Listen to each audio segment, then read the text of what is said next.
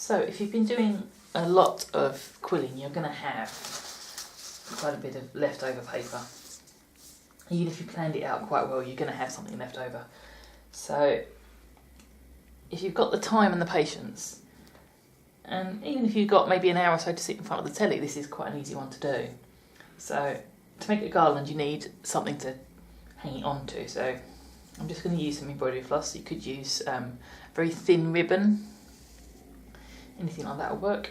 So I'm only going to use a short length because I don't intend to make a huge one. So I have my garland, I have my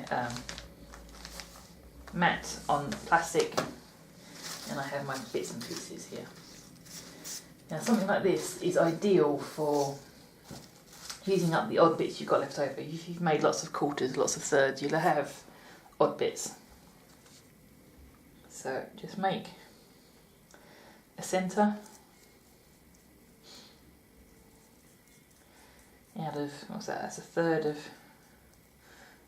yellow. Keep it fairly tight, at least to begin with. And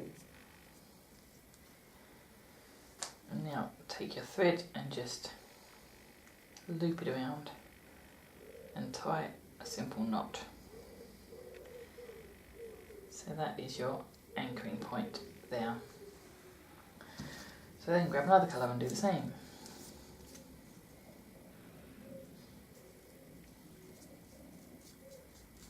These can be as thick as you want. These just happen to be thinner ones.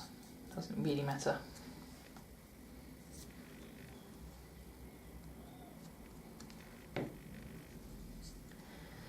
So measure down a distance of a hand and a bit, about 4 or 5 inches maybe. Again, depends how much you want to cover. Entirely up to you. Maybe 4 or 5 inches, a little bit more than the hand's width, is about right for a nice garland. Thick. I've got plenty of white, so that's still well enough. So you don't really need a whole piece for any of these. So just tear them up as you need them.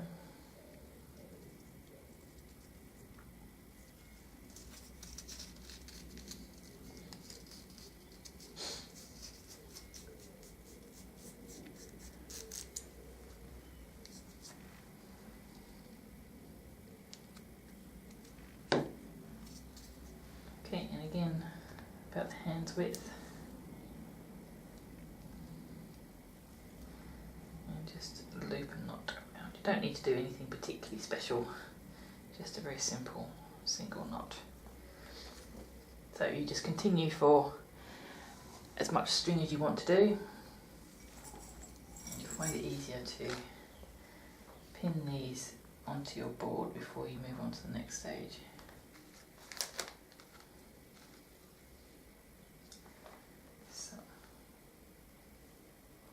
I'm going to pin these at a distance from each other so I can get in and move around them.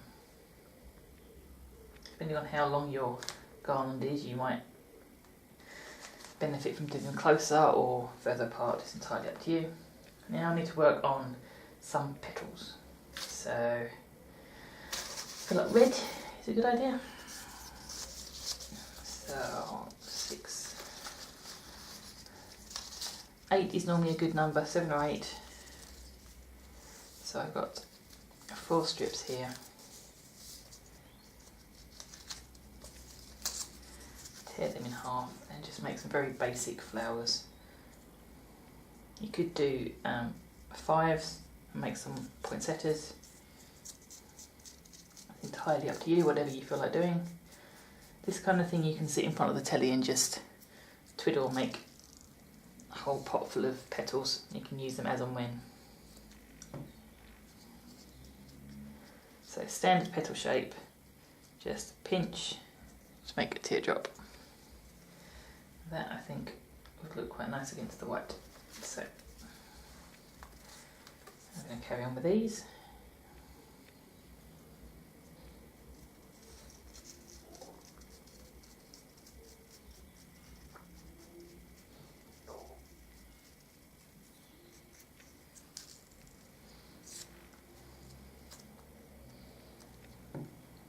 this is your opportunity to experiment with size, shape, whatever you want. You could just make a whole load of rolls and not shape them until you're ready to actually start making. That's completely easy, that way you're open for changes.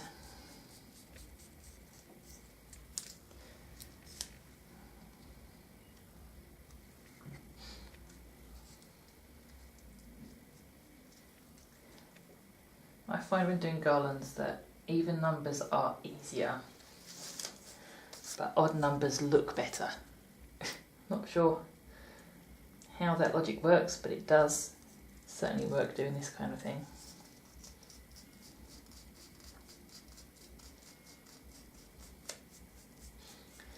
So I'll aim for 8 petals, but if I can, I'll slip in a 9th. Just because it adds a bit of kind of dynamics and movement to things. So I've got my first 4 here. I need to do a good sizable dab of glue across the knot just to hold that into place. Come on, I'm running very low on glue here. So that's going to hold the knot and the petals. So each of these petals needs a pin. Just through the eye of the quill, and then push them into place.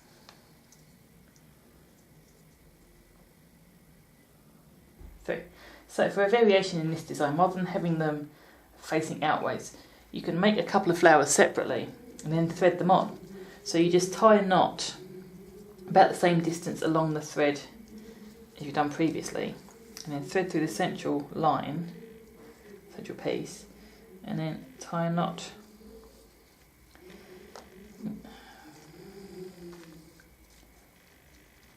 on the other side just to hold it in place so it doesn't slide